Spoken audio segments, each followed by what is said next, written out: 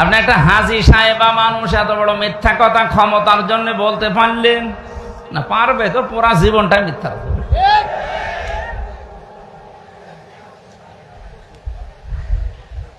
তাহলে 100 জনের 14 জন এখনো এ দেশে স্বীকার করছে না যে এটা নিয়ামত।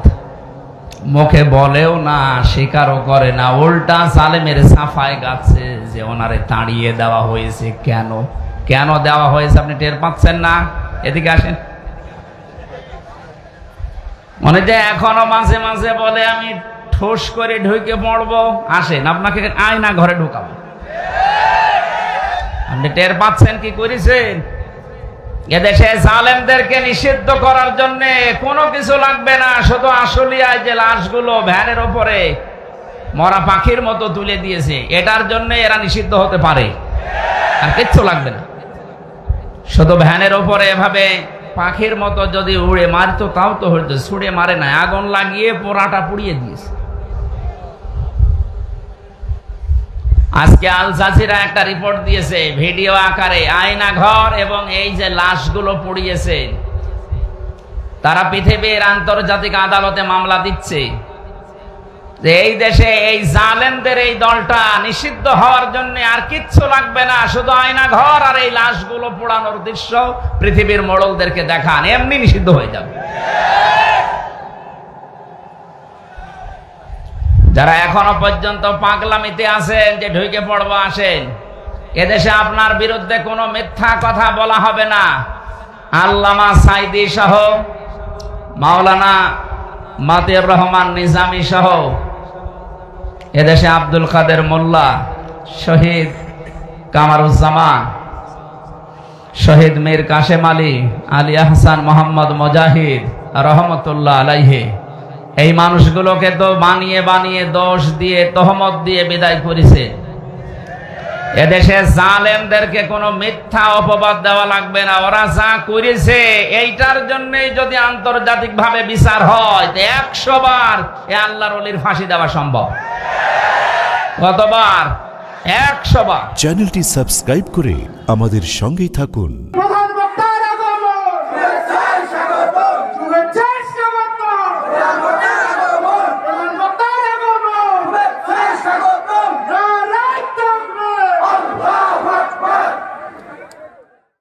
ইন্নাল হামদালিল্লাহি ওয়াসসালাতু ওয়াসসালামু আলা রাসূলিল্লাহ, আম্মা বা'দ, ফাউযু বিল্লাহি মিনাশ শাইতানির রাজীম।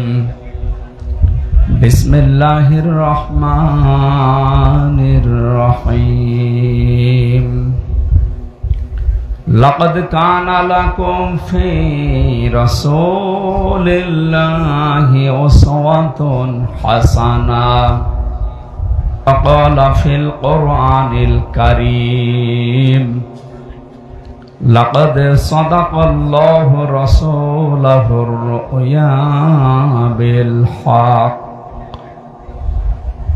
লা তাদখুলুনাল মাসজিদাল হারামা ইনশাআল্লাহু আমিনিন। সাদাকাল্লাহুল আযীম। আন আবি হুরায়রা রাদিয়াল্লাহু তাআলা আনহু قال قال النبي صلى الله عليه وسلم মান তামাসসাকা বিসুন্নতি ইনদা ফাসাদি উম্মতি ফালাহু আজরু মিয়াতি শাহীদ। রাহু ইবনে মাজাহ। খেয়ে না খেয়ে দিন প্রচারের কাজে নিজেকে দিয়েছ বিলিয়ে, তায়েফের কাফেরেরা চিনল না এ আলো, দুষ্ট ছেলেদের পিছু দিল লেলিয়ে। পাথরের আঘাতে ক্ষত বিক্ষত হয়ে সারা শরীর থেকে রক্ত ঝরে। হে রাসূল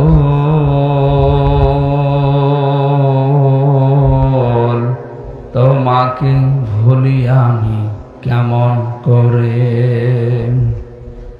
আলহামদুলিল্লাহ।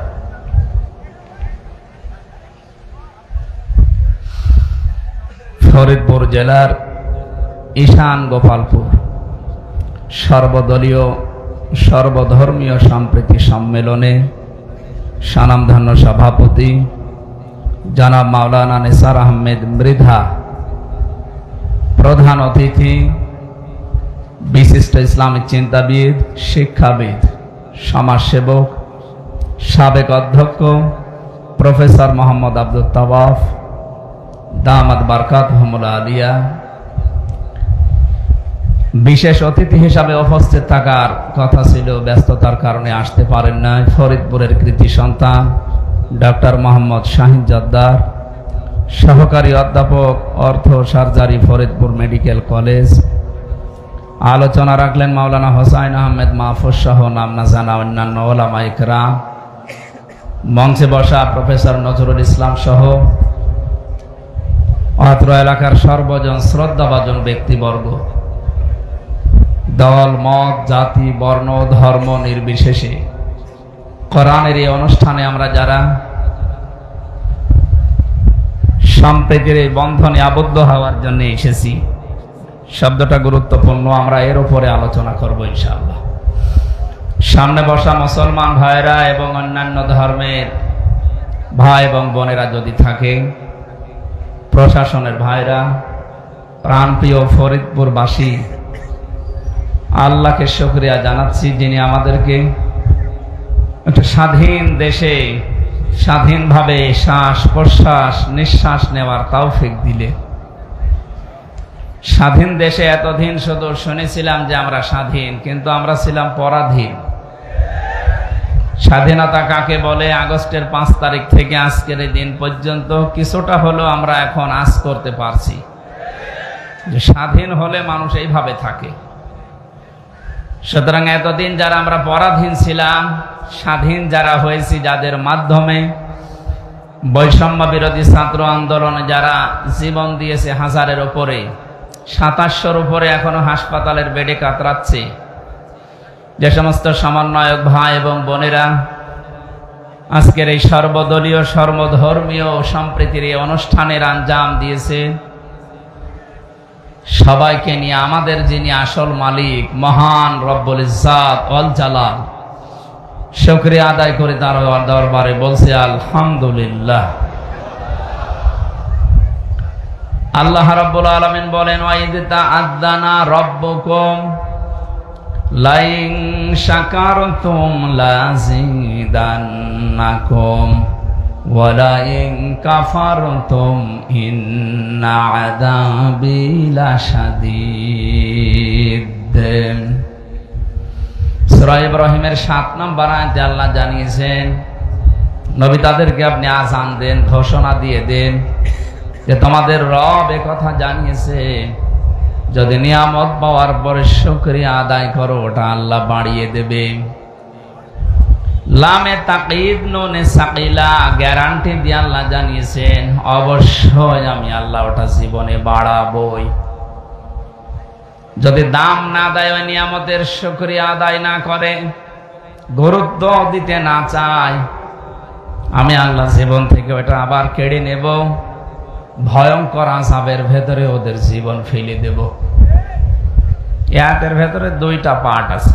1 নম্বরে নিয়ামতের যদি কেউ শুকরিয়া আদায় করে, আল্লাহ ওই নিয়ামত বাড়িয়ে দেবেন।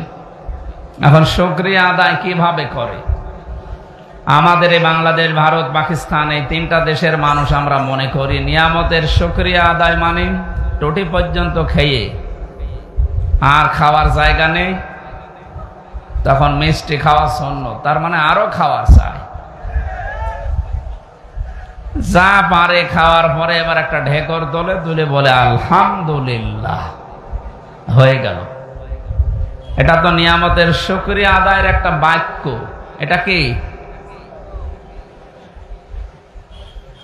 মুফাসসিরে আয়াতের ব্যাখ্যা করতে গিয়ে লিখেছেন, কোন মানুষ যদি নিয়ামতের শুকরিয়া আদায় করতে চায়, কমপক্ষে তার 3টা শর্ত মানা লাগবে। কয়টা? ফরিদপুরবাসী দেখেন তো, পরাধীন থেকে স্বাধীন হয়ে যে নিয়ামতটা পেলাম, এই যে মুক্ত জীবনে আজ কথা বলতে পারছি, আজ দেশে কোন মহারথীর অনুমতি নেওয়ার প্রয়োজন নেই কোরআনের আলোচনা করতে গেলে।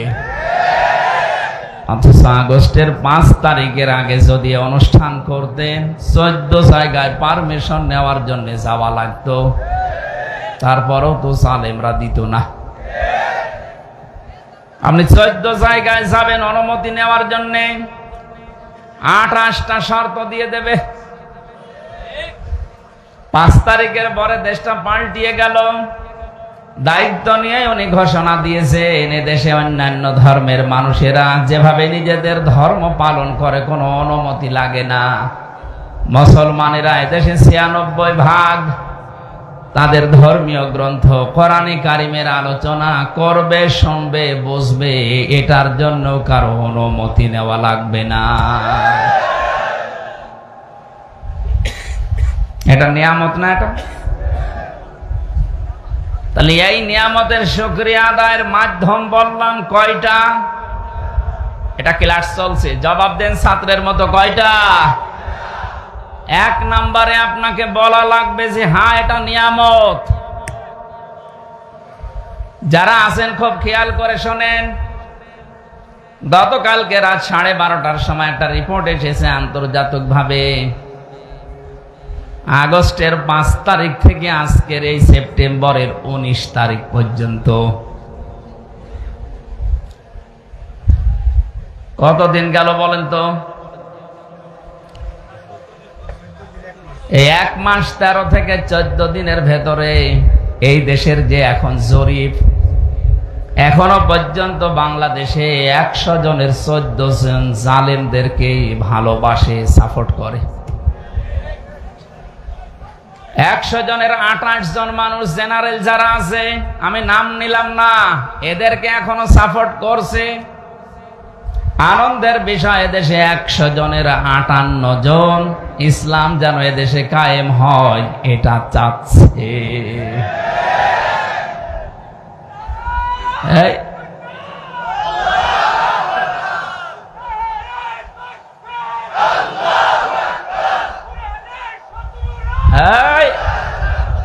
লঙ্গি ধরে রাখেন, ঠিক আছে। সেদিন কোন জায়গায় যেন কুড়িগ্রাম মনে হয়, তাকবীর দিতে গিয়ে লঙ্গি খুলে গেছে, ফরজ তরফ হয়ে গেল। এই জন্য লঙ্গি পরা মানুষ সেটা যেন শক্ত করে বেঁধে রাখে, নাই তো অনেকে আবার। ফরিদপুরবাসী এই যে এখনো পর্যন্ত 100 জনের 14 জন মানুষ, এটা যে নিয়ামত এটা বলছেও না, মুখে স্বীকারও করে না। কথা বলছেন এখন? অনেকে জালেমের সাথে তাল মিলাচ্ছে যে না আমি পদত্যাগ করিনি, তে ভিডিও কি ফেরেশতারা বানিয়েছে?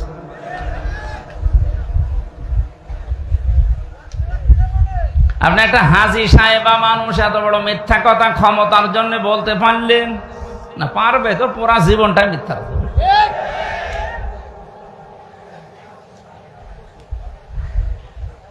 তাহলে 100 জনের 14 জন এখনো এ দেশে স্বীকার করছে না যে এটা নিয়ামত, মুখে বলেও না, স্বীকারও করে না, উল্টা জালেমের সাফায় গাচ্ছে যে ওনারে তাড়িয়ে দেওয়া হয়েছে। কেন কেন দেওয়া হয়েছে আপনি টের পাচ্ছেন না? এদিকে আসেন। মনে যে এখনো মাঝে মাঝে বলে আমি ঠোস করে ঢুকে পড়বো, আসেন আপনাকে আয়না ঘরে ঢুকাবো। আপনি টের পাচ্ছেন কি করেছেন? এদেশে জালেমদেরকে নিষিদ্ধ করার জন্য কোনো কিছু লাগবে না, শুধু আশুলিয়ায় যে লাশগুলো ভ্যানের উপরে মরা পাখির মতো তুলে দিয়েছে, এটার জন্য এরা নিষিদ্ধ হতে পারে, আর কিচ্ছু লাগবে না। শুধু ভ্যানের উপরে এভাবে পাখির মতো যদি উড়ে মারতো তাও তো হইতো, ছুড়ে মারে না, আগুন লাগিয়ে পোড়াটা পুড়িয়ে দিয়েছে। আজকে আল জাজিরা একটা রিপোর্ট দিয়েছে ভিডিও আকারে, আয়না ঘর এবং এই যে লাশগুলো পুড়িয়েছে, তারা পৃথিবীর আন্তর্জাতিক আদালতে মামলা দিচ্ছে। যে এই দেশে এই জালেমদের এই দলটা নিষিদ্ধ হওয়ার জন্য আর কিচ্ছু লাগবে না, শুধু আয়না ঘর আর এই লাশগুলো পোড়ানোর দৃশ্য পৃথিবীর মোড়লদেরকে দেখান, এমনি নিষিদ্ধ হয়ে যাবে। যারা এখনো পর্যন্ত পাগলামিতে আছেন যে ঢুকে পড়বো আসেন, এদেশে আপনার বিরুদ্ধে কোনো মিথ্যা কথা বলা হবে না।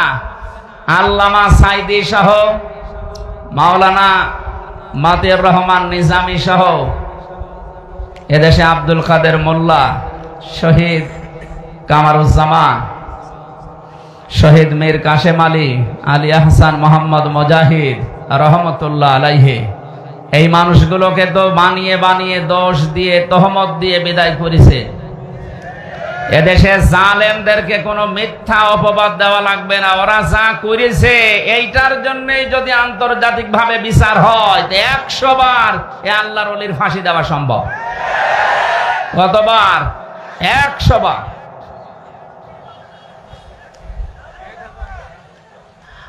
আমরা কি বললাম?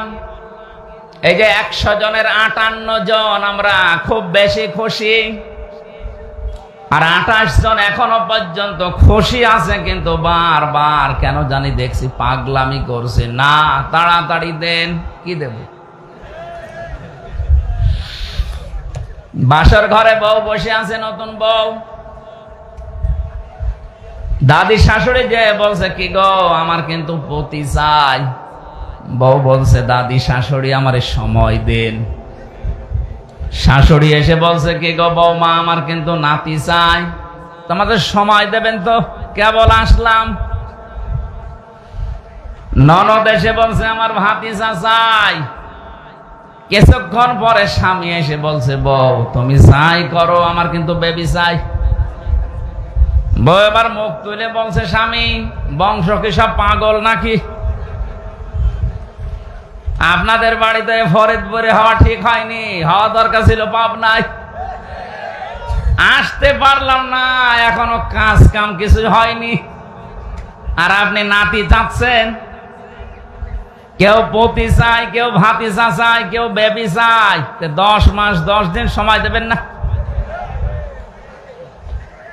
এখনো বাসর হবে, কাজ কাম হবে, 10 মাস 10 দিন সময় দেবেন। তারপরে তো কাউকে নাতি, কাউকে বেবি, কাউকে ভাতিজা আমি সব দিতে পারবো।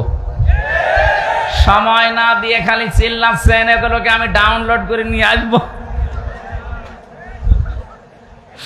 এই যে 100 জনের 28 জন এখনো পাগলামি করছেন, যাদের দায়িত্ব দিলাম অন্তত সময় তো দেবেন।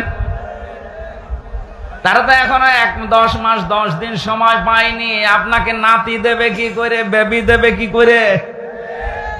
তাড়াহুড়া করে যদি আবার দেয় তাহলে দিনের ভোট আবার রাতে হবে। কারণ এখনো পর্যন্ত এই 1628টা চেয়ার সবগুলো জালেমরা দায়িত্বে আছে। আমরা চাই এদেশের 1628টা চেয়ারে এতদিন যারা জালেমের গোলামি করেছে সবগুলো চেয়ার থেকে লাথি দিয়ে নামিয়ে ওই জায়গায় বৈষম্যের শিকার এতদিন যারা ছিল তাদেরকে রিপ্লেস করা। এটা আমাদের দাবি, আপনারা মানেন কিনা? লিল্লাহে তাকবীর। আলহামদুলিল্লাহ ভাই, এইটা যদি আরম্ভ হয়, যেহেতু সংস্কার আরম্ভ হয়েছে, বৈষম্য বিরোধী ছাত্র আন্দোলনে যারা জীবন দিয়েছে তাদের জীবনীগুলো, তাদের কথাগুলো দেখেন। প্রত্যেকের যে 9টা দফা, তার ভেতরে এইটা এক যে আমার সংস্কার চাই। কয়েকদিন আগে আমার মামলা সব খারিজ করে দিয়েছে। যিনি ছিলেন দায়িত্বে, এতদিন তো তার কাছে মামলা ছিল, এতদিন তিনি মামলার এভাবে নথি দেখার পরে কোনোদিন বলতে পারে না যে এর ভেতরে কোনো মাল নেই। অথচ এখন বলছে হুজুর এর ভেতরে তো কোনো মাল নেই, কি দেখে বিচার করবো, যান খালাস দিয়ে দিলাম। তো এটা তো আপনার কাছে ছিল এতদিন, এতদিন তো বলেননি যে যান এটা খালাস করে দিলাম। উনি এই কথাই বলতেছে হুজুর আমার হাত বাঁধা। কি বাঁধা ছিল বলেন বলেন? আমরা চাই এদেশে আর কারো যেন হাত বাঁধা না থাকে। এ বিচারপতির হাত খুলে দেওয়ার সঙ্গে সঙ্গে যেমন 3 বছরের মামলা 3 সেকেন্ডে ঢিসমিস করে দিয়েছে, যারা দায়িত্বে আছে এই 1628টা চেয়ারে প্রত্যেকটা হাত যেন এই বিচারমতির মতো আবু সাইদের মতো খুলে যায়। কথা বলেন। 1627টা চেয়ারে হাত বাঁধা ছিল, মাত্র একটা হাত খোলা ছিল, তাও হাত খোলা ছিল না, দাদা যা বলতো তাই করত। সুতরাং ওনারা যা চেয়েছিল আমরা সবই দিয়েছি, শেষে একটা বাকি ছিল, এটাও দিয়ে দিলাম। পাকিস্তান থেকে বাংলাদেশ ভাগ করে দিয়েছিল ওনারা, এই জন্য ওনারা আমাদের পরম বন্ধু। 7 সিস্টারের মাধ্যমে ভারত 7 টুকরা হতে চলেছে। আমরা সাহায্য করব, আমরা আপনাদের বড় বন্ধু। কারণ আপনারা 1 টুকরা করে যদি বড় বন্ধু হন, আমরা 7 টুকরা করে দিচ্ছি। হ্যাঁ, কথা বলেন না, আমরা আপনাদের আরো বড় বন্ধু না? যারা আছেন এই দায়িত্বে, চেয়ার গুলো আমরা মুক্ত করতে চাই, কারণ এগুলো জালেমদের দোসর। এরা জালেমকে আরো সাহস জুগিয়েছে, জালেমের সাহায্য করেছে। আমার ভাইরা, এখানে 28 জন যারা আছেন পাগলামি করছেন, আপনি থামবেন। 58 জন যারা চাচ্ছে দেশে আল্লাহর বিধান কায়েম হওয়ার মাধ্যমে, প্রফেসর সাহেব যেটা বলছিলেন, এদেশে বিধানটা কায়েম হলে যত রকমের সম্প্রীতি আছে সব তখন আমরা দেখতে পাবো। 100% ন্যায় বিচার কায়েম হবে। আপনি তো দেখেননি ন্যায় বিচার কারে বলে। খলিফাতুল মুসলিমিন হযরতে ওমর রাদিয়াল্লাহু তাআলা আনহু তিনি দেখিয়েছেন ন্যায় বিচার কারে বলে। রাষ্ট্রের দায়িত্ব পালন করে বাড়িতে ঢুকলেন, হঠাৎ করে এক মহিলা তার যুবতী মেয়েকে নিয়ে এসে বলে, খলিফাতুল মুসলিমিন দাঁড়ান, আমার এই যে যুবতী মেয়ে দেখতে পাচ্ছেন, একে ধর্ষণ করেছে আপনার সন্তান আবু শামা। তিনি বললেন, যা বলছেন আপনি এ কথা ঠিক তো? বলে, হ্যাঁ। আপনি জিজ্ঞাসা করেন সন্তানকে। ঘরের ভেতরে যে দেখলেন আবু শামা খাবারে বসেছে, ডাক দিয়ে বলে, সন্তান আমার, তোমার বিরুদ্ধে একটা অভিযোগ এসেছে, তুমি নাকি জেনা করেছ, ধর্ষণ মামলার আসামি তুমি। কথা ঠিক। সন্তান মাথা নিচু করে বলছে, বাবা, যৌবনের তাড়নায় আমি মাতাল হয়ে গিয়েছিলাম, নেশাদ্রব্য পান করিয়েছিল, বন্ধু বান্ধবের পাল্লায় পড়ে আমি নাবিজ খেয়েছিলাম, এ কারণে আমার মাথা ঠিক ছিল না, আমি ভুল করে ফেলেছি, আপনি আমারে মাফ করে দেন। হযরত ওমর ডাক দিয়ে বলে, সন্তান, মাফ আমার কাছে না, মাফ আল্লাহর কাছে চাও, আর অপরাধ যার কাছে করেছো তার কাছে চাও। এখান থেকে একটা শিক্ষা বের হয়। এইদিকে তাকান।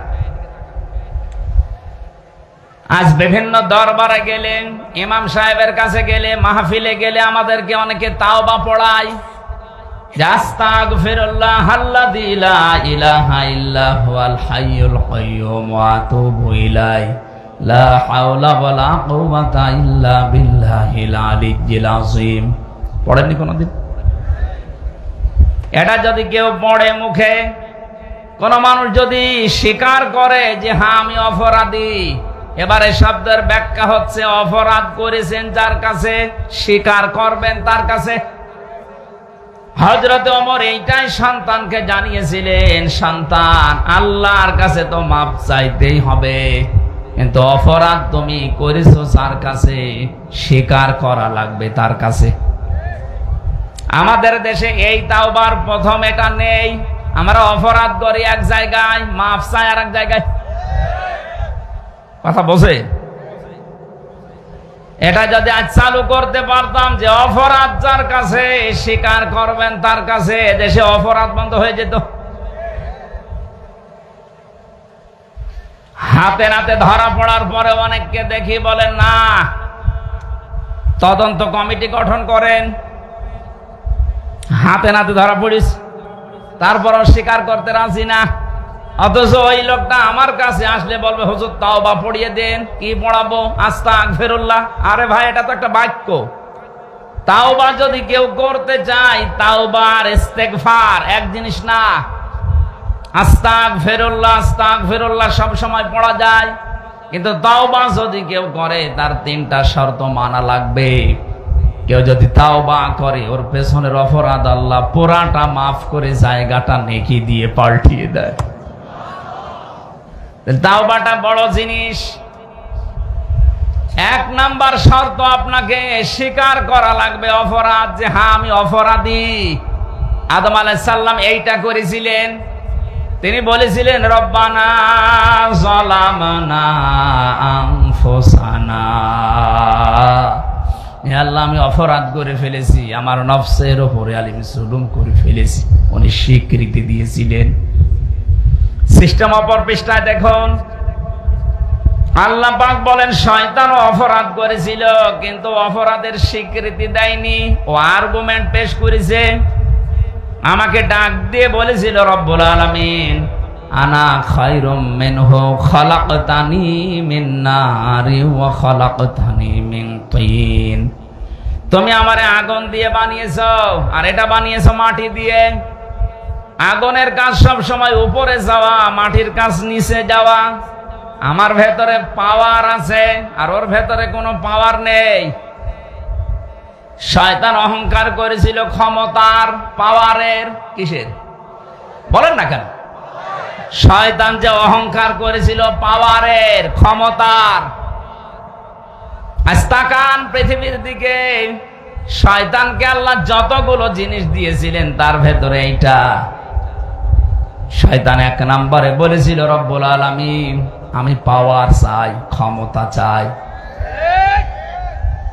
কিয়ামত পর্যন্ত শয়তান মার্কা মানুষ যারা আসবে দুনিয়ায়, তাদের প্রথম চাহিদা থাকবে এইটা, যে যা করো করো আমি ক্ষমতা চাই।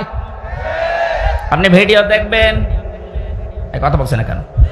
এটা বলে নাই নির্বাচন করো করো না করো আমি জানি না, আমি ক্ষমতা চাই, আমার পাওয়ার চাই। এ কথাটা কার? শয়তানের। বলেন বলেন। শয়তান যার উপরে ভর করে তার। তাহলে বোঝা যাচ্ছে শয়তানের দেশে একজনের উপরে ভর করেছিল, সে যাই হোক। 2 নম্বরে আপনাকে অনুশোচনা করা লাগবে, অনুতপ্ত হওয়া লাগবে। আদম আলাইহিস সালামের তাওবা কবুল হওয়ার পেছনে প্রথম শর্ত তিনি স্বীকৃতি দিয়েছিলেন অপরাধের। আমরা যেহেতু আদমের সন্তান, গোপনে না, কোন কামরায় ঘরের ভেতরে না, প্রকাশ্যে আজকে জনসম্মুখে আমরা আল্লাহর কাছে স্বীকার করছি আল্লাহ আমরা অপরাধী। বলেন তো মন থেকে, আল্লাহ আমরা অপরাধী। আমরা অপরাধী না? এই কথা বলেন না কেন? এটা বলতে লজ্জা করে? বলেন আমরা কি? আরো জোরে। আমরা প্রকাশ্যে ঘোষণা দিচ্ছি আমরা অপরাধী। 2 নম্বরে আমাদের অনুশোচনা আছে, অনুতপ্ত হয়েছি আমরা। 3 নম্বরে জীবনে যে ভুলের ভেতরে ছিলাম, কোনদিন এরকম ভুলে আমি আর যাব না, আল্লাহ তুমি আমারে মেনে নাও। হযরত আদম আলাইহিস সালাম যে মুনাজাত করেছিলেন, নবীজি বলেছেন কোন আদম সন্তান কিয়ামত পর্যন্ত যদি এই মুনাজাতটা আল্লাহকে শোনায়, মহান আল্লাহ আদম নবীর মতো তাকেও মাফ করে দেবে। জবান খুলে আদম নবীর ওই মুনাজাতটা বলেন, রব্বানা যালামানা আনফুসানা ওয়া ইল্লাম তাগফির লানা ওয়া তারহামনা লানাকুনান্না মিনাল খাসিরিন। আল্লাহ রাব্বুল আলামিন এত বেশি খুশি হয়েছিলেন এই কথাগুলোতে, আদম নবীর শুধু তাওবা কবুলই করেননি, আমার আল্লাহ আদম আলাইহিস সালামকে এত বেশি খুশির সংবাদ ওই সময় দিয়েছিলেন, আদম শুধু তোমাকে আজকে মাফ করলাম না, কিয়ামত পর্যন্ত তোমার সন্তান আদি যারা আসবে তারাও যদি অপরাধ ভুল করার পরে এভাবে স্বীকৃতি দিতে পারে, স্বীকার করতে পারে, তাদেরকেও আমি আল্লাহ মাফ করে দেব। কিন্তু শয়তানের চরিত্রটা পুরা উল্টা। অপরাধ করার পরে স্বীকৃতি দেওয়া দূরের কথা, আরো আর্গুমেন্ট পেশ করে। আমরা এরকম কোন শর্ত সামনে নিয়ে আসব? বলেন। হযরত ওমর ডাক দিয়ে বললেন, সন্তান অপরাধ করেছে তুমি ওই মহিলার কাছে, মেয়েটার কাছে আগে মাপ চাও। তার স্ত্রী ডাক দিয়ে বলে, স্বামী আমার, ছেলেটা তো ভুল করেই ফেলেছে। এই মেয়েটা গরিবের মেয়ে, ওকে পুনর্বাসনের জন্য যা লাগে আমি আমার নিজের থেকে দিয়ে দেব, আমার ছেলেকে মাফ করে দে। হযরতে ওমর বলে, সন্তান আমার, তোমার যেমন মায়া লাগে আমারও মায়া লাগছে, কিন্তু আমার সামনে আল্লাহর বিধান, এটাকে আমি পার করার ক্ষমতা রাখি না।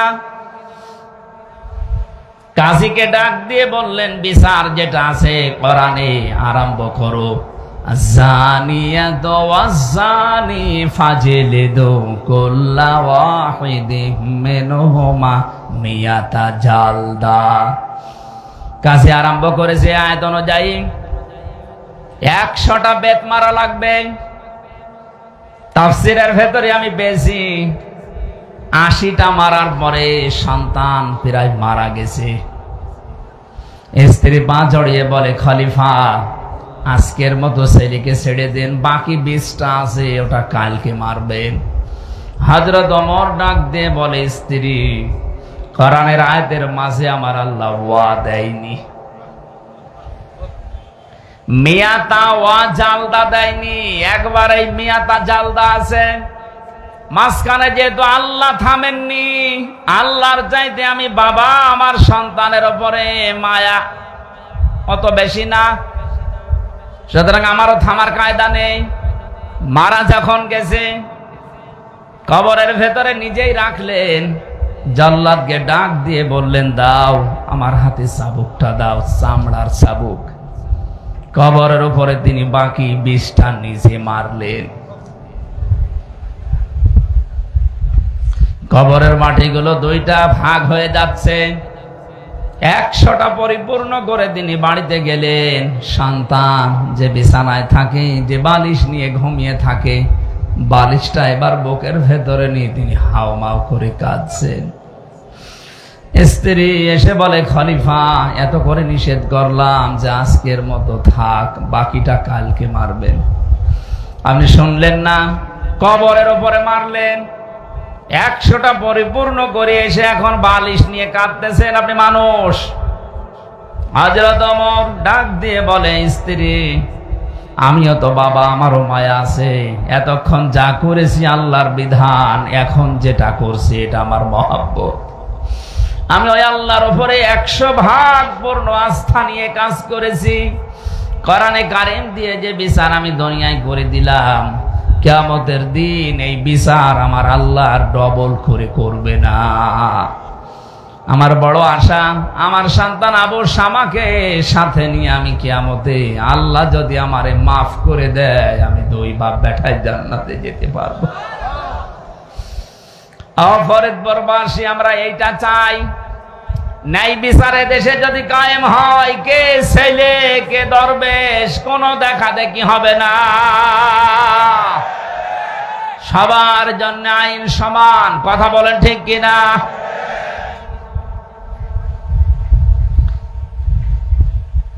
এই কোরআনের কথাগুলো শোনার জন্য আমরা এসেছি। আরেকবার বলছি আলহামদুলিল্লাহ। দরুদ আর সালাম পড়ছি আমাদের নবী মুহাম্মদুর রাসূলুল্লাহ সাল্লাল্লাহু আলাইহি ওয়াসাল্লামের প্রতি। এটা রবিউল আউয়াল মাস, এজন্য আমরা বেছে নিচ্ছি রবিউল আউয়াল সম্পর্কে কিছু গুরুত্বপূর্ণ বিষয় জানা এবং মানার জন্য। সূরা আহজাব 21 নম্বর আয়াতের প্রথম অংশটা, সূরা ফাতাহ এর 27 নম্বর আয়াতের প্রথম অংশটা, এই 2টা অংশ আমরা তেলাওয়াত করেছি। লক্ষ লক্ষ হাদিস থেকে একটা হাদিসের টুকরা পড়েছি। এই 2টাকে সামনে নিয়ে রবিউল আউয়াল মাসে যে ভ্রান্ত বিষয়গুলো আমাদের দেশে বিশেষ করে চলছে, আমি বিশ্বের বহু দেশে ঘুরেছি। রবিউল আউয়ালে বিশেষ করে ঝামেলা তৈরি হয় বাংলাদেশ, ভারত আর পাকিস্তানে। যেতে এই সমস্ত দেশে আমরা যারা আছি, আমাদের আবেগ বেশি, বিবেক কম। কথা বলেন না কেন? আবেগ দিয়ে ইসলাম চলে না, চলে বিবেক খাটাতে হয়। বুদ্ধি দিয়েছেন আল্লাহ খেলা করার জন্য না। আকালু লাউ কুন্না নাসমাউ আও নাকিলু মা কুন্না ফি আসহাবিস সাঈর। যারা সাঈর নামক জাহান্নামের দরজা দিয়ে প্রবেশ করবে, ফেরেশতা যিনি দায়িত্বে আছেন জিজ্ঞাসা করবেন, কেন আসলেন এখানে, তো ভয়ঙ্কর জায়গা। প্রত্যেকটি জাহান্নামী মানুষ প্রথম জবাব দেবে।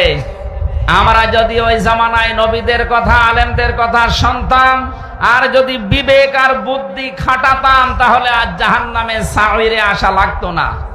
আয়াত প্রমাণ করে যারা শোনার পরে না শোনার ভান করে থাকে, তাদের বিবেককে কাজে লাগাবে না, বুদ্ধি খাটাবে না, এরা জাহান্নামে যাবে। বলেন বলেন, আল্লাহ আপনাকে পাগল বানায়নি, গরু ছাগল বানায়নি যে মাটির সাথে আপনি মিশে যাবেন না। কুনতু তুরাবা, এটা গরু ছাগলের জন্য, পশু পাখির জন্য, তো মানুষের জন্য সুযোগ নেই। আমাদের আল্লাহ বিবেক দিয়েছেন, বুদ্ধি দিয়েছেন, আকল দিয়েছেন, এটা আমরা আজকে কাজে লাগাবো। এদের রবিউল আউয়াল মাসে এগুলো সবচেয়ে বেশি হচ্ছে। সূরা ফাতিহা থেকে আলোচনা করছি। সূরা ফাতিহা এটা মানে বিজয়। ফাতিহা মানে কি বলেন বলেন? কোরআনে কারীমের সূরা ফাতিহার ২৭ নম্বর আয়াতে আল্লাহ পাক ঘোষণা দিচ্ছেন, খুব খেয়াল করে মিলাবেন বাস্তবতার সাথে। লাকাদ সাদাকাল্লাহু রাসূলাহুর রুয়া বিল হক লাতাদখুলুন্নাল মাসজিদাল হারামা ইনশাআল্লাহু আমিনিন। আল্লাহ পাক বলেন, শব্দ শুরু করার আগে গ্যারান্টি দিয়েছি, লাকাদ, অবশ্যই। কে বলছেন বলেন তো? অবশ্যই। সাদাকাল্লাহু, আল্লাহ নিজে এখানে কর্তা, নিজে ফাইল। আল্লাহ পাক বলেন, আমি অবশ্যই নিজে সত্যে প্রমাণিত করব, সত্যের রূপ দেব, বাস্তবায়ন করে দেখাবো। রাসূলাহুর রুয়া বিল হক, আমার রাসূল যে স্বপ্ন দেখেছেন, এই স্বপ্নকে আমি যথাযথভাবে দুনিয়ায় দেখাবো। এই ঘোষণা দিলেন কে? বলেন বলেন। প্রশ্ন আসতে পারে, স্বপ্ন? হ্যাঁ, এটা আমাদের মতো উল্টা পাল্টা স্বপ্ন না। এই 15.5 বছরে আমরা অনেককেই দেখেছি, কিছু করলেই বলে এটা আমার বাবার স্বপ্ন ছিল। এত স্বপ্ন দেখেছে দুনিয়ায়। রাসূলুল্লাহ স্বপ্ন দেখেছিলেন। পৃথিবীতে যে সমস্ত নবীরা স্বপ্ন দেখেছে, নবীদের স্বপ্ন শুধু স্বপ্ন না, এটা ওহী। হযরত ইব্রাহিম নবী স্বপ্ন দেখেছিলেন, তিনি সন্তানকে জবাই দিচ্ছেন। সকালবেলা এসেই বললেন, হে আমার কলিজার টুকরা সন্তান, ইয়া আবাতি ফাআল মা তুমার সাতাজিদুনি ইনশাআল্লাহু মিনাস সাবিরিন। আমি স্বপ্ন দেখলাম তোমাকে জবাই করছি, তোমার রায় বলো। সন্তান ওই রকম ছিল, তিনি জানতেন এটা বাবা, এটা সাধারণ মানুষ না, উনি আল্লাহর নবী। আর নবীদের স্বপ্ন হয় ওহী। নবীদের স্বপ্ন কি বলেন বলেন? বাংলাদেশে অনেকেই স্বপ্ন দেখে বিভিন্ন জিনিস চালু করে দেয়। কত মানুষকে আমরা দেখি স্বপ্নে পেয়েছে বাবা গাছ। স্বপ্নে গাছ পায় না, স্বপ্নে পানি পেয়েছে। এগুলো সব ভণ্ডামি। পৃথিবীতে শুধু নবীদের স্বপ্ন ছিল ওহী, বাকি কারো স্বপ্ন শরীয়তের দলিল না। স্বপ্ন দেখলে আপনি আন্দাজে ছুটে যাবেন, স্বপ্ন ছিল বলে আপনি বানাবেন। আমার তো মনে হয় কোনদিন যিনি স্বপ্নের কথা বলে পদ্মা সেতুর নাম চালিয়ে দেন, আমার বিশ্বাস জীবনেও উনি এই স্বপ্ন কোনদিন দেখেননি। এখন শোনা যাচ্ছে 560টা যে মসজিদ, মডেল মসজিদ, এটাও নাকি ওনার স্বপ্ন ছিল। কে বলেছে আপনাকে? আজকে জরিপ বেরিয়েছে, সৌদি আরব 8,000 কোটি, 800 কোটি না কত কোটি টাকা দিয়েছিল এই মসজিদ গুলো বানাতে। আর পুরা জাতির কাছে কত রানা করে চালিয়ে দিয়েছে। এটা আমার বাবার স্বপ্ন ছিল। বাবার স্বপ্ন ছিল, বাবার জমি জায়গা বিক্রি করে বানান, একটা মসজিদ হবে না। কথা বলে না কেন? টাকা দিলেও সৌদি আরব আর চালাচ্ছে বাবার স্বপ্ন বলে। স্বপ্ন দেখেছিলেন হযরত ইব্রাহিম আলাইহিস সালাম, হযরত মুসা নবীর মা। তারা স্বপ্নে যা দেখেছিলেন এইগুলো বাস্তবে আল্লাহ তাদেরকে দেখিয়েছেন। আল্লাহ বলেন আমার নবীকে যে স্বপ্ন দেখালাম এটা আমি আল্লাহ নিজে বাস্তবায়ন করব। এবার আমার প্রশ্ন, নবী এখন আছে? এই কথা বুঝবেন, আন্দাজে হা করবেন না। নবী এখন আছে বলেন? তাহলে রুইয়া বিল হক, এর আগে রাসূলুহু আছে। তার রাসূলকে আল্লাহ যে সত্য স্বপ্ন দেখালেন এটা তিনি বাস্তবায়ন করবেন। এখন যেহেতু রাসূল নেই, তাহলে আয়াতটা এখন কোরআনে থাকার দরকার আছে। যারা তাফসীর বোঝেন, তাফসীর পড়েন, তাদেরকে বলছে আল্লাহ রাব্বুল আলামিন কেন রাসূলুহু শব্দটা দিলেন? দুনিয়ার কোন মানুষের নাম এখানে দিতে পারতেন। রাসূলুহু শব্দ দেওয়ার কারণ মুফাসসির লিখেছেন কিয়ামত পর্যন্ত রাসূলুল্লাহ থাকবে না, কিন্তু রাসূলের রূহানি সন্তান উলামায়ে কেরাম থাকবে। রাসূলের স্বপ্ন আল্লাহ যেভাবে বাস্তবায়ন করেছেন, দেখিয়েছেন হক সত্য, কিয়ামত পর্যন্ত রাসূলুল্লাহর সত্যিকারের উত্তরাধিকারী নায়েবে রাসূল যারা, তাদের স্বপ্নকে আল্লাহ দিনের পর দিন প্রতিফলন ঘটাবেন। এদেশে নায়েবে রাসূল আমরা সবাই এক বাক্যে জানি, বিশ্বনন্দিত মুফাসসির আল্লামা সাইদি রাহমাতুল্লাহ আলাইহি। এ নাম বলতে নিষেধ আছে নাকি? আরো জোরে বলেন। তার জীবনের যতগুলো স্বপ্ন আপনি মিলান, উনি বলেছিল এ দেশে ইঁদুরের গর্ত খুঁজে পাবা না। এ স্বপ্ন আমরা বাংলাদেশে 100% বাস্তবায়ন দেখতে পাচ্ছি। জালেমরা এখন ইঁদুরের গর্ত পাচ্ছে না, তার বাস্তব মানে কালামানিক বিসি পর্যন্ত উড়ে গেছে। সংসার করবে কি করে? ওর বউ তো গেল বলে বাকি যেগুলো ধরেছে, এই যে মুরগি কবির, এটারও মনে হয় এটা বের করার দরকার। সারা জীবন মুরগি সাপ্লাই দিয়েছে বিসি না দেখে, এখন মরগের ব্যবসা কর। আমার জীবনের খুব স্বপ্ন যে জালেমদের কোনো কিছু দেখা, কালামানিকের এই কলা পাতায় শোয়া দেখে আল্লাহকে ধন্যবাদ দিচ্ছি, মাবুদ জীবনে আর কিছু যদি না দেখাও কোনো আফসোস নেই। আমি জেলখানার ভেতরে তখন যুগান্তর পত্রিকা গেল, যে দেখি 116 জনের নাম তালিকা করেছে আলেমদের, এরা লিস্টেড, তার ভেতরে আমার নাম, অথচ আমি জেলখানায়। যারা তালিকা করেছিল তার ভেতরে শয়তান একজন, কালামানিক। এত অপমান পৃথিবীর ইতিহাসে কেউ হয়েছে বলে আমি জানি না। এক কথা বলে না কেন? ইঁদুরের গর্ত খুঁজে পাচ্ছে, যেখান দিয়ে পালাতে চাচ্ছিল, যাদের পালাতে সাহায্য করবে ওরা ধরিয়ে দিয়েছে, টাকাও খেয়েছে, ধরিয়ে দিয়েছে। কোন জালেম এখন জায়গা খুঁজে পাচ্ছে না।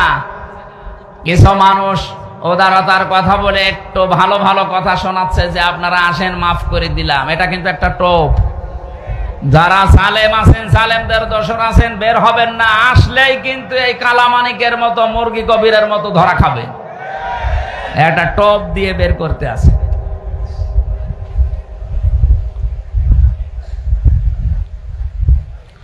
অনেক যখন বলছে যে আমি পাশাপাশি আছি, চট করে ঢুকে পড়বো, কত মানুষ আশায় আছে ওনার চামড়া দিয়ে ডুগডুগি বাঁচাবে।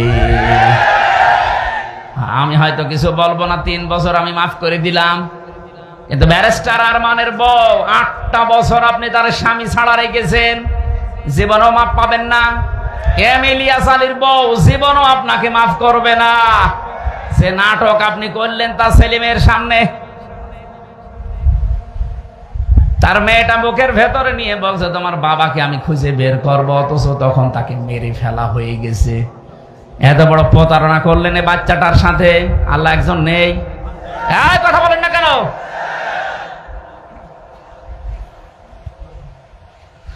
ফরিদপুরবাসী বেঁচে গেছেন যে পাশের জেলা বলে, সারা দেশে এখন গোপালগঞ্জ এ শব্দটা বললে অনেকে ঘৃণা করছে। পাশে আছেন ফরিদপুর, আপনারাও ঝামেলায় আছেন, আর একটু শরীরে নদী পার হয়ে চলে যান।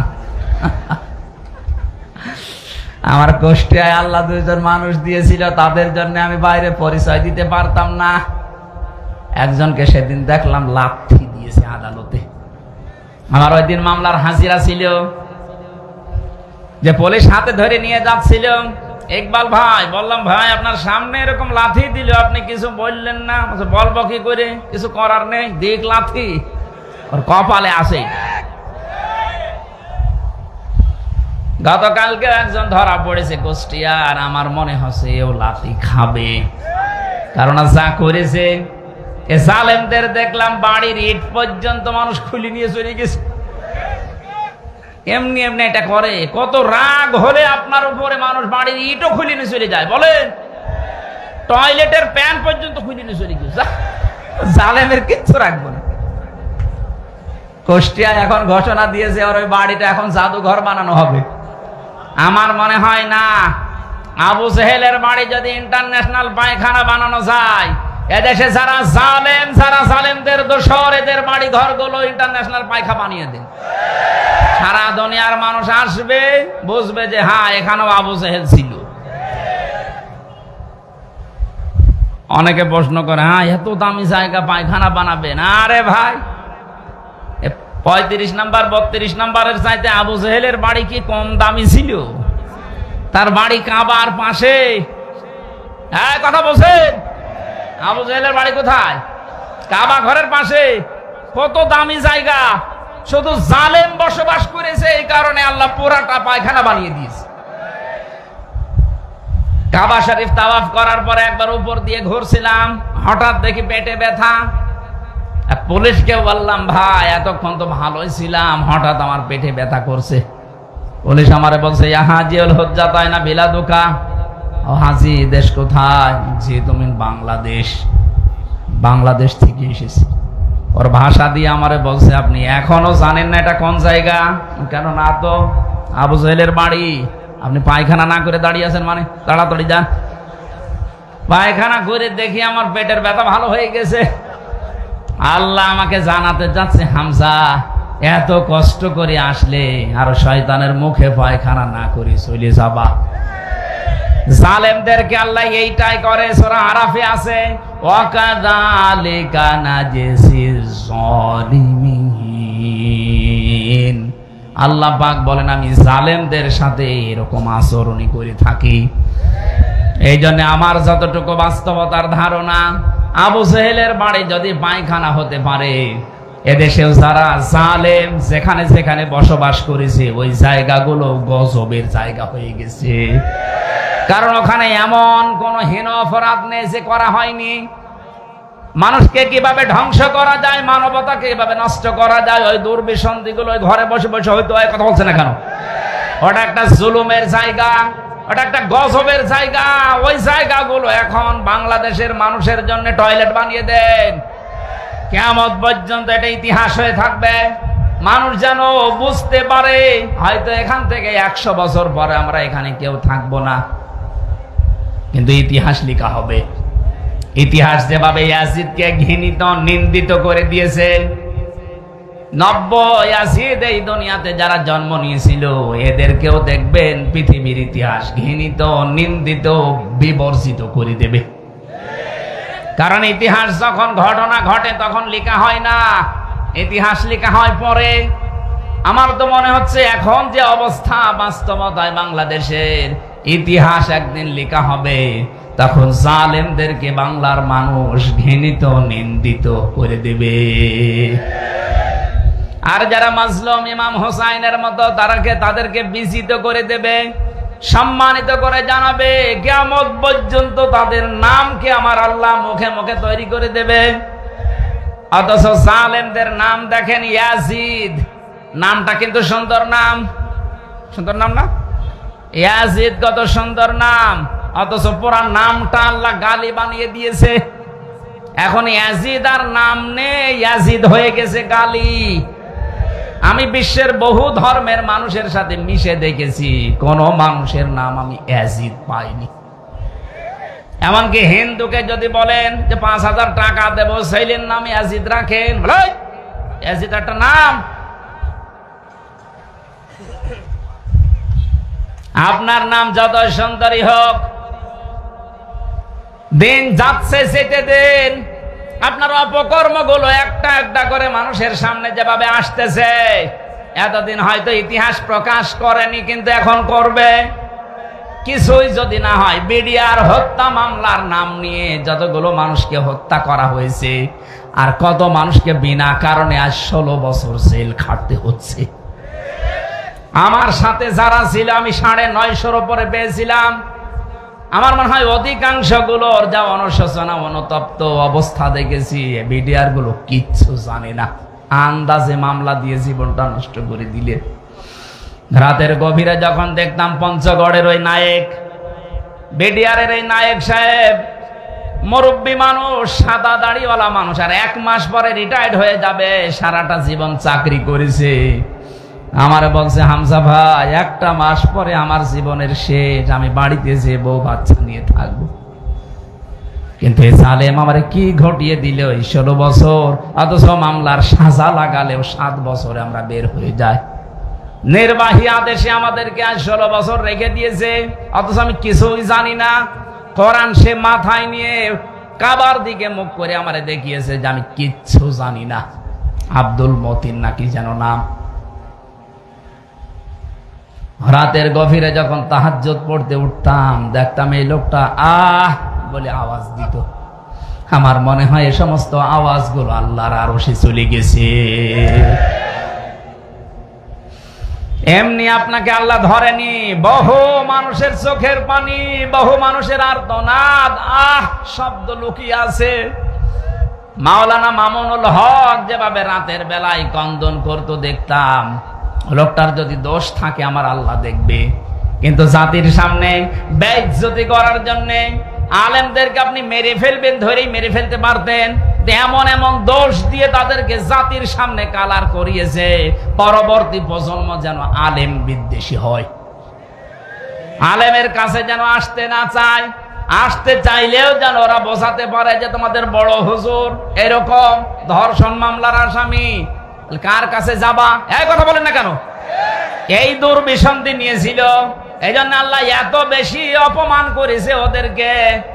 কিয়ামতের আগে এত অপমান কেউ হবে বলে আমার মনে হয় না। আমি যে শব্দ থেকে এখানে এসেছিলাম, আল্লাহ আয়াতের মাঝে রাসূলুহু দিয়েছেন না, রাসূলাহু দিয়েছেন। তার রাসূলের যে স্বপ্ন, রাসূল এখন নেই, তাদের নায়েবের স্বপ্ন পূরণ হচ্ছে। জালেমরা আজ এই দেশে একটা ইন্দুরের গর্ত পাচ্ছে না। নায়েবে রাসূলের দ্বিতীয় স্বপ্নের কথা তিনি জানিয়েছিলেন, এই দেশে কালেমার পতাকা পথ পথ করে জালেমদের নাকের ডগায় উড়বে। এটাও সামনে আসতেছে। 100 জনের 58 জন যখন চাচ্ছে যে দেশে ইসলাম কায়েম হোক, আর কিছুদিন যেতে দেন। 100 জনের 70 জন মানুষ যখন বলবে যে হ্যাঁ এদেশে আমরা ইসলাম চাই, কোন মহারথী তখন এদেশে ইসলাম ঠেকাতে পারবে না। রাসূলের স্বপ্নকে বাস্তবায়ন করেছিলেন কে? আরো জোরে। নায়েবে রাসূলদের স্বপ্নকেও বাস্তবায়ন করছে কে? বলেছিল শুধু নাড়া দেওয়া হবে, দিল্লি গিয়ে পড়বেন, তাই পড়েছে। আমি তো যা যা কোরআনে পড়েছি সব এই 1500 বছর পরে মিলে যাচ্ছে। শুধু ভাবি আল্লাহ রসুল তো নেই, আল্লাহ বলেন রসুল নেই, তাতে কি? রসুলের নায়েব আছে, তার উত্তরাধিকারী আছে, তার স্থলাভিষিক্ত আছে। সুতরাং আলেমরা যে স্বপ্ন দেখছে, সামনে দেখতেছে, এই স্বপ্নগুলো আল্লাহ বাস্তবায়ন করবে। 21 তারিখে দেশের ইসলামপন্থী যারা আছে সবাইকে ডাক দেওয়া হয়েছে ঢাকাতে। প্রধান অতিথি ডাক্তার শফিকুর রহমান, বাংলাদেশ জামাত ইসলামের আমির জামাত মুফতি সৈয়দ ফয়জুল করিম আসবেন। এরপরে বাংলাদেশের ইসলামী দলগুলো বড় বড় যেগুলো সব আছে, আমার মনে হচ্ছে এগিয়ে যা দেখছি, আবার যে স্বপ্ন যে কোরআন দিয়ে দেশটা চলবে, আল্লাহ মনে হয় ওই দিকে এগিয়ে দিচ্ছে। কারণ 53 বছর আমি দেখি না, আমার তো 33 বছর। এখানে মুরব্বী বসে আছে, জিজ্ঞাসা করেন বাবা চালিয়েছিল দেশটা, মানুষ দুর্ভিক্ষে মরেছে, এটা কি আমি বানালাম? দুর্ভিক্ষ হয় না ওই সময়? স্বামী চালিয়েছিল কাঙ্ক্ষিত মানের শান্তি স্থাপন করতে পারে নাই, চাচা চালিয়েছিল 9 বছর যেভাবে হোক পারে নাই, ভাবি চালিয়েছে পারে নাই, বুবু চালালো পারে নাই। এখন শুধু বাকি আছে আল্লাহর এই কোরআন দিয়ে দেশ চললে কেমন দেখা যায়।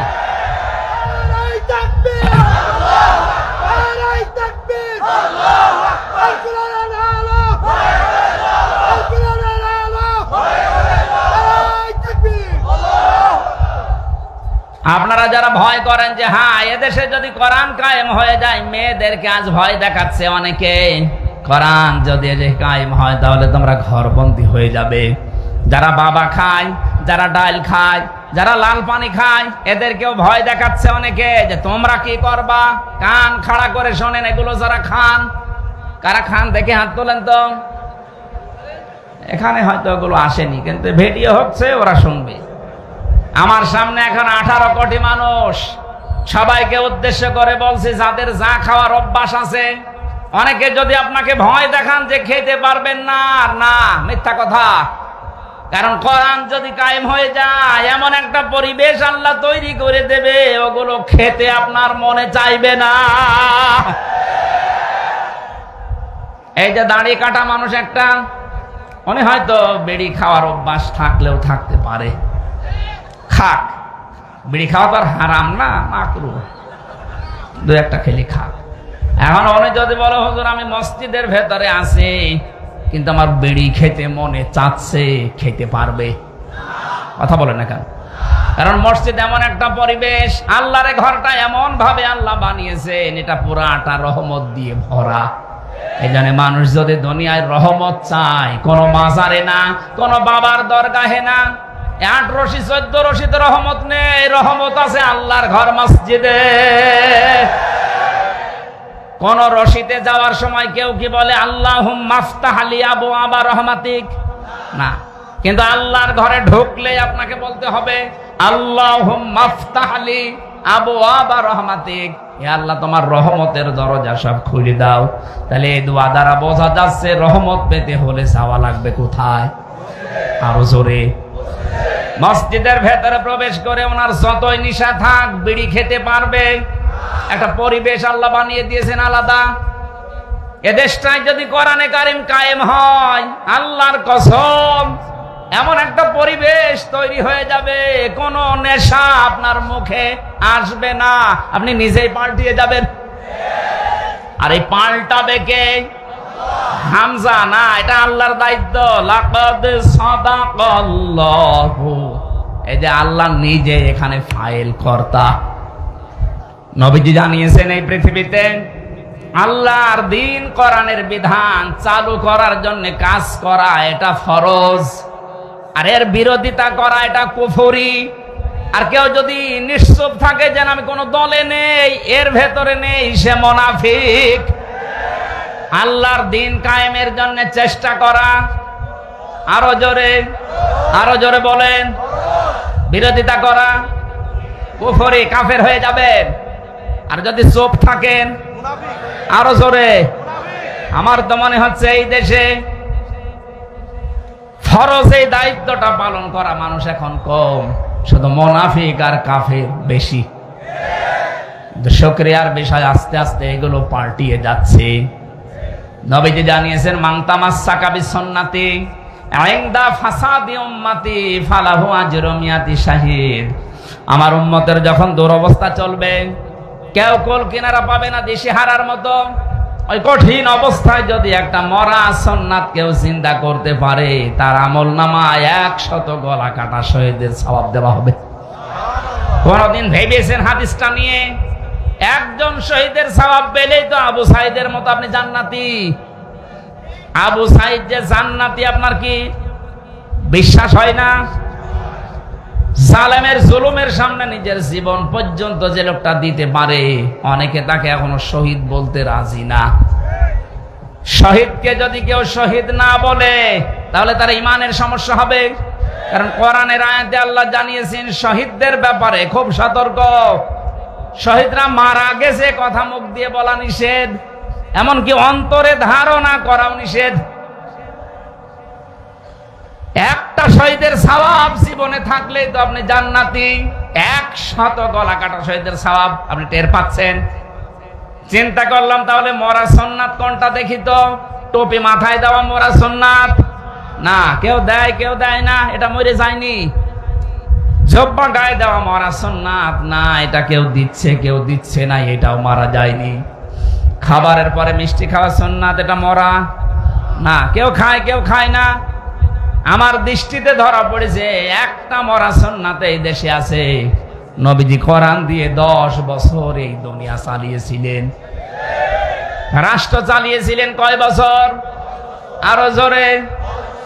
এই 10 বছর বাংলাদেশ কোরআন দিয়ে চলবে, এইটা মরা সুন্নাত, এটা এখনো নেই। এই সুন্নাত দরকার নেই বলেন?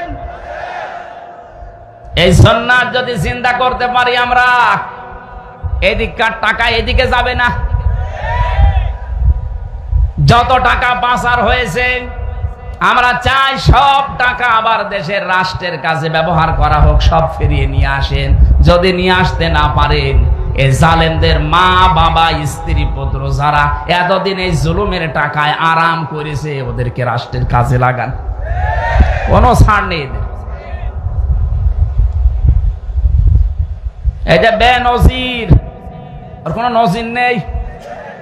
পৃথিবীতে একটাই মাল পয়দা হয়েছে, গোপালগঞ্জের 4 ভাগের 3 ভাগই তার। আমি বাংলাদেশের যত জেলাতে যাই, বিশেষ করে এই কিশোরগঞ্জ এলাকায়, পিরাজ জায়গা কার? বেনজির। কার? বেনজির।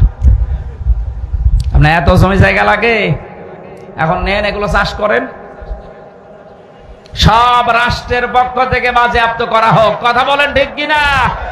শুধু এর না, এই 15.5 বছরে এই বাংলাদেশে মানুষকে মিথ্যা মামলা দিয়ে বেকার বেকার দোষ চাপিয়ে যাদের কাছ থেকে টাকা পয়সা কালেকশন করেছেন, মনে আছে বাবার টাকা পায়, সে টাকা চাইতেছে।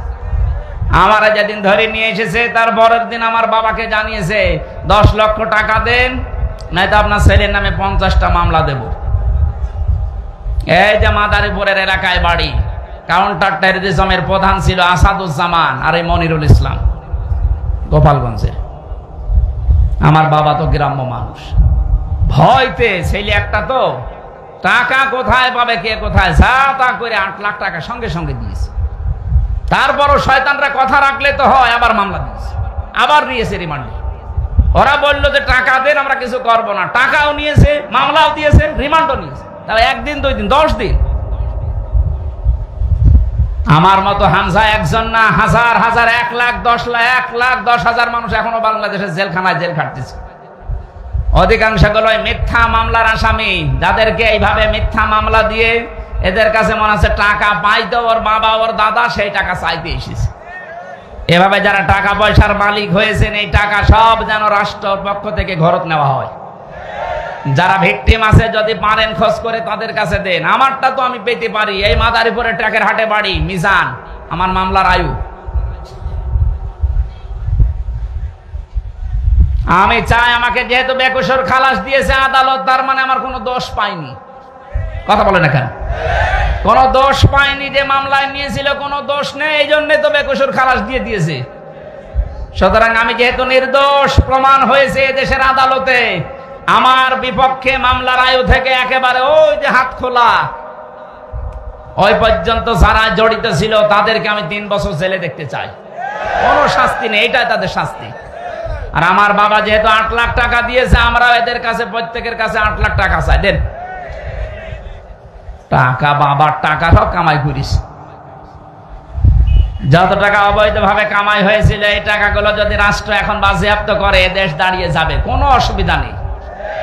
ডক্টর মোহাম্মদ ইউনূস জানিয়েছে যত টাকা পাচার হয়েছে 3 ভাগের 4 ভাগের 3 ভাগ টাকা অলরেডি আসা আরম্ভ হচ্ছে, প্রক্রিয়া আরম্ভ হয়ে গেছে। আর 1 ভাগ বাকি আছে, ওইটাও নিয়ে আসা হবে। যারা নিয়ে আসতে পারবে না, সারা জীবন এই দেশের গোলামি করা লাগবে। টাকা আত্মসাৎ করবা। কালেমার পতাকা উদ্দিন হয়ে পথ পথ করে উঠবে, এটা কোরআনের পাখির স্বপ্ন ছিল। যেহেতু তিনি নায়েবে রাসূল, লা তাদখুলুন্নাল মাসজিদাল হারামা ইনশাআল্লাহু আমিনিন। প্রবেশ করবেন অবশ্যই আপনি মসজিদে হারামে নিরাপত্তার সাথে। মসজিদে হারাম বাংলাদেশে আছে? বলেন না কেন? তাহলে এই আয়াত কি বাংলাদেশের জন্য না?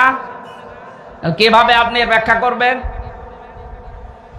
মসজিদে হারাম যেহেতু নিরাপদ জায়গা, নিরাপত্তার জায়গা, কোরআনে কারিমে সূরা আলে ইমরানে আল্লাহ পুরা এরিয়াকে বলেছেন এটা নিরাপত্তার শহর। কোরআনের এই নির্দেশগুলো যদি এসে পালন হয়, রাষ্ট্রীয়ভাবে যদি কায়েম হয়ে যায়, আল্লাহর কসম ৫৬,০০০ বর্গ মাইলকে আমার আল্লাহ নিরাপত্তার শহর বানিয়ে দেবে। এমন মুসলমান তৈরি হবে এই দেশে।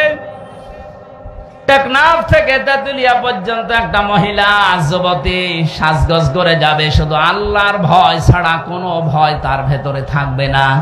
প্রশ্ন আসতে পারে তাহলে যুবক মানুষ, হ্যাঁ যুবক গুলো এমন মুসলমান হবে।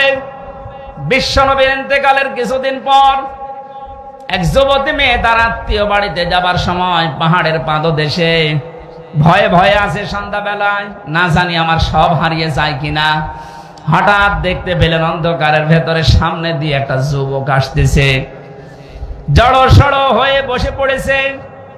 যুবক ছেলেটা সামনে এসে বলে, মা আপনি আমারে দেখে ভয় পাবেন না। কোথায় যাবেন আপনি আমারে বলেন, পাহারা দিয়ে আপনাকে আমি পৌঁছিয়ে দেব। আমার পরিচয় শোনেন, আমি মুসলমান, আমি অন্য জাতির লোক না, আমি মুসলমান। আমারে দিয়ে কোন রকমের অসুবিধা আপনার হবে না। আমরা এই মুসলমান সামনে দেখতে চাই, বলেন আমিন। আল্লাহ দিয়েছেন নিরাপত্তার শহর বানিয়ে দেবে আল্লাহ বাংলাদেশকে। আল্লাহ যেন এরকম একটা কিছু আমাদের চর্ম চোখে দেখার তৌফিক দেন, বলেন আমিন। বহু কিছু আমরা দেখলাম এই ৫৩ বছরে, শুধু এটা দেখতে বাকি আছে যে কোরআনে কারিম দিয়ে দেশ চললে কেমন দেখা যায়। এটা মিনি জান্নাত হয়ে যাবে, আপনি ভাবতেও পারছেন না কেমন হবে। আল্লাহ যেন আমাদের চর্ম চোখে এটা দেখে মরার তৌফিক দেন, বলেন আমিন। মা বোন যারা এসেছেন, অন্যান্য ধর্মের লোক যারা এসেছেন, কোরআনের বিধান যদি সত্যি কায়েম হয়ে যায় সবাই নিরাপদ থাকবে। জোসর ভয় যারা দেখাচ্ছে মেয়েদেরকে, এগুলো একটা মতলববাজ কথা। বলেন আল্লাহ যেহেতু কারো পক্ষপাতিত্ব করেন না, হয়তো আমাদের দলীয়করণ পক্ষপাতিত্ব এরকম বিভিন্ন সাইড থাকতে পারে, আল্লাহর এরকম আছে? আল্লাহ আমাকে যে মহব্বত দিয়ে বানিয়েছে আপনাকে ওই মহব্বত দিয়ে বানিয়েছে। উনি চান ওনার বিধান যেন এই জমিনে কায়েম হোক। আল্লাহ আমাদেরকে তুমি এটা দেখে মরার তৌফিক দাও, আল্লাহুম্মা আমিন।